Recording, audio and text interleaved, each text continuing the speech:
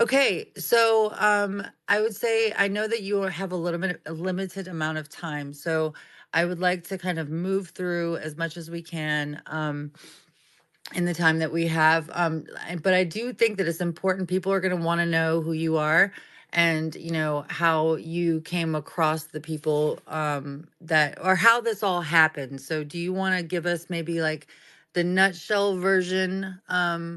Of I guess your background, and then how you ended up in the receiving end of this information. Yeah. Okay. So the easiest way for me to do it, first of all, can you hear me? Yeah, that's better. Okay. So the easiest way for me to do it is just to start at the beginning. And I was told Richard Doty actually made it in here tonight. So it'd probably be good to go ahead and bring him up as a speaker because once I get through it at the conclusion of me saying how I know what I know, I'm gonna ask him if he don't mind to chime in on that.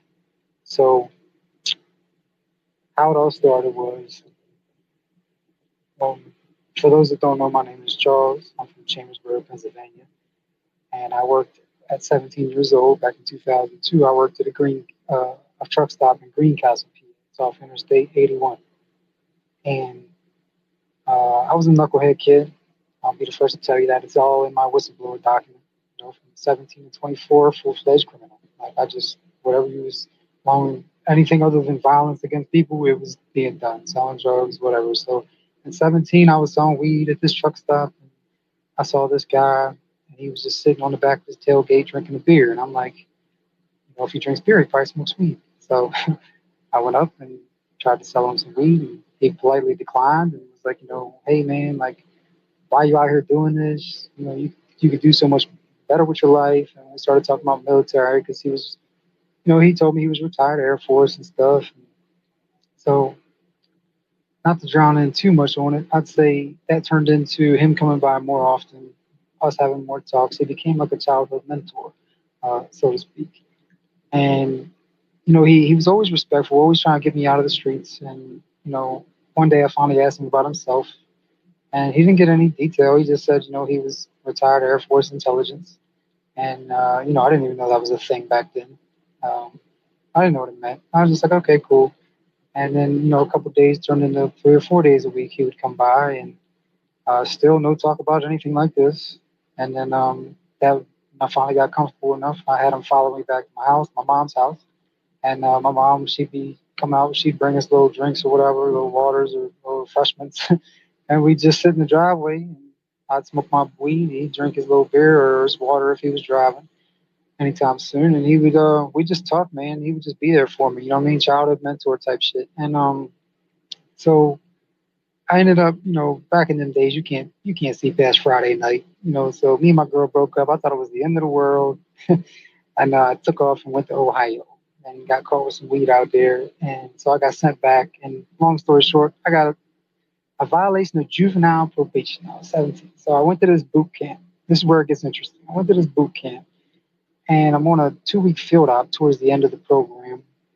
It's ran by all active and military personnel, like active and retired military personnel from all different branches. And my counselor was Air Force. He was in his 30s. He was active Air Force. And one night on the top of the Appalachian Trail, Appalachian Mountains anyway, we was on the Appalachian Trail, and the rest of the cadets are over to the side. They're kicking their chili, and we're over off to the the side, and he's staring up at space, up at the stars and shit. He's just like, hey, what do you know about that up there? I'm like, what? What about what? He's like, space. I'm like, man, nothing. What are you talking about? He just started talking. So he started talking about ancient times and a few things, and I'm like, okay, yeah, right on. Not really paying him no mind, but then he got real specific. He told me about a specific project where we sent 12 soldiers to live on another planet. Now, I'm like, man, that's some sci-fi shit. I'm 17. Actually, I turned 18 while I was in there. So I'm 18 years old. I'm like, yeah, right, okay. I hear you. So I didn't think nothing of it. A couple of weeks later, I graduate the program. I go home. My mentor, who was in a week after I'm home, is January 2003. And he flags me down. I run over. I get in the car. He's like, "Hey man, what's going on? Take a ride." So we took a ride. We pulled off at the uh, little park, or not a park, but it's an elementary school. But it was done for the day. That's where we all played ball and all that. You know what I mean? But me and him, we're just up there chilling. And he's like, so he asked me what a mentor always asks somebody in that predicament. Hey, did you learn anything? You know what I mean? Basically, you're gonna keep your nose clean, keep your ass out of trouble. I said, did you learn anything? So I thought I was gonna be funny. And I said, well, yeah. I learned that your Air Force sent 12 soldiers to live on another planet back in the 1960s. And it was called Project Crystal Night. And this fucking old man, he grabbed me by the front of my bubble coat, my Echo bubble coat. I'll never forget that shit. He grabbed me and he pinned me. He pinned me down next to the passenger door and the passenger seat. And he just asked me very sternly, "Who the fuck told you that?" He had never cussed me before, and I was shocked. And so I told him, like, Mr. Paul at the spot, like, and it hit me like, "Oh fuck!" Like this, I ran across some information that I'm not supposed to know. Like this is Okay, real. so wait. And then So the person, okay, just so I understand, you were at the boot camp and you had somebody that was working there. Was it a drill sergeant? Was it like, what was his role exactly? Just like a camp counselor? What? he was active Air Force, but yeah, he was my counselor, but you would also look at him as a drill sergeant. They shared responsibility. Okay, and so, okay, and where was that located? That was back in Pennsylvania? That was on the top of South Mountain, Pennsylvania, called a Praxis Leadership Development Program. Back then, it was just called LDP. Okay. All right. And then so you get out, you were there for how long again? Uh, 15 weeks. Damn. Okay. So then you get out and you go and then you came across your mentor and then you told him about Project Serpo, like what you had learned in there. And then his reaction was just kind of like, I don't know, snatching you up and he was like, where did you get that from? Okay. So continue. And for those of you, let me just come like for those of you that are rolling in, welcome. I did put a post up in the nest, and you guys feel free to ask any questions that come to mind as we're talking through here, and I'll look at them and ask them, and maybe towards the end we'll bring a few people up. But just so you know, we're on some time constraints, so we're going to try to get all this information out as quickly as possible. Okay, back over to you. Go ahead. Okay. And I got an idea for the time constraints as well, but we'll get to that in a minute. I think I might have something figured out for us. But so, oh yeah, so I'm realizing like, oh fuck, this is real. You know, I'm really worried now. I don't know. This guy run is he gonna run me over with the car? You know what I'm saying? Like, I don't know what's going on. So he smoked like this clove cigarette. First time I ever seen him smoke, so I know he's stressed. And we're quiet. And then eventually he apologized, put his hands on me, told me go ahead and sit up. So I sat up, and he's like, what'd you think about that? What'd you think about what he told you? I'm like, well, I didn't think anything. Now I'm nervous. I'm like, I didn't think anything, man. Like, I'd love to know more, but I know I can't. So just, I'm good, man. I'm good. So he put it out, like I said, and then he put it in reverse. He pulled out and took me back home where it's awkward silence. I'm talking about super awkward silence. And we get into the driveway. I got the adrenaline as a young kid, like you do when you get in a fight when you're a kid. It's like that type of feeling, like I'm shaking a little bit. And I'm shaking. I'm just thinking about that shit.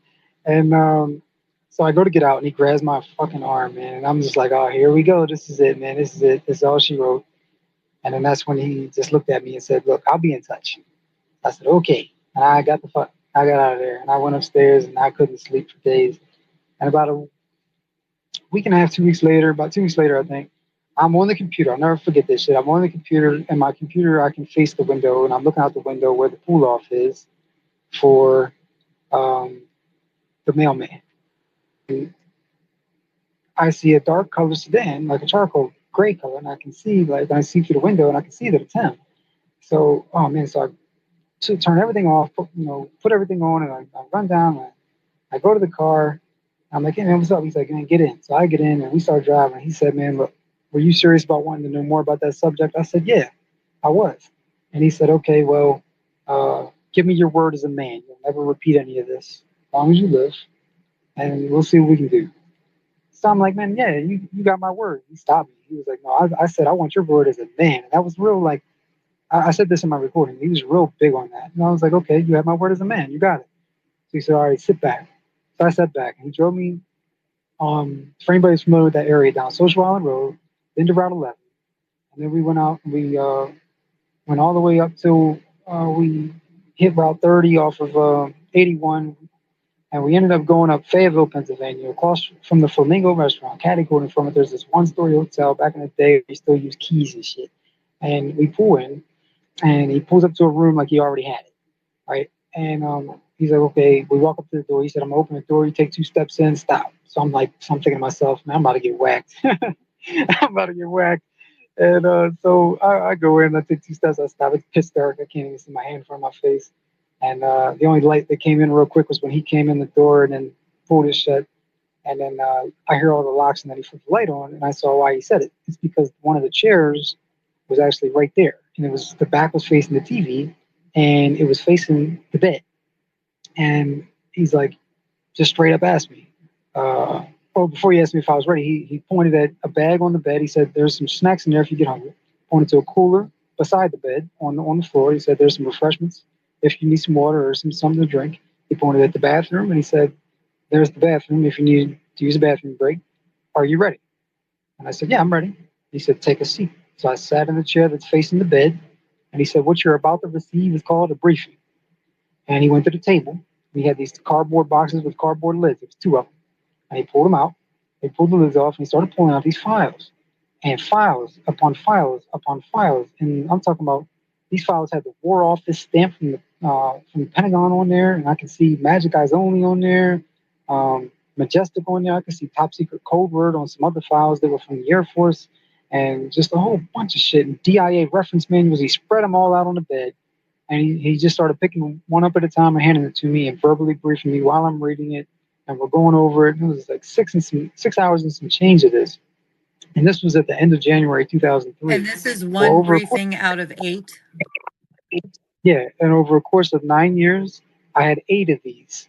And it was like I lived a double life. It was like I'd be in the streets and then I'd have these briefings. I'd get locked up. I'd come home. He'd find me through the probation and parole database, I guess, and then he'd pull up and the conversation would start with, "Man, stop being a knucklehead. What the hell are you doing?" Da, da, da. And then I would always segue into either I got something to show you or I'll be by in the morning to pick you up. How far By that time, apart we were knew what. these? Okay, so we had first briefing was January, the end of January 2009. Then another one was October 2000, or I'm sorry, I said 2009. It was 2003. So the end of January 2003, then October 2003, and then again in June of 2004, and another one July of 2004. And then I didn't have any when I went home in '05. I didn't even see them. I wasn't home much. And then 2006, there was nothing. And then January 2007, there was another. And then not again until January 2009. And then the beginning of June 2009. And then the last one was the beginning of September 2012. That was it. Okay. And so out of these briefings, did he have any expectations for you, or he just why was he showing them to you? And then we can get into the material. Well, why he was showing them to me is actually very interesting because I always thought it was illegal. I thought they were completely illegal briefings, and that he had amassed this whole collection and he was not allowed to show me these things. And to be honest, I still think that some of the things he showed me, he still was not allowed to or not clear to.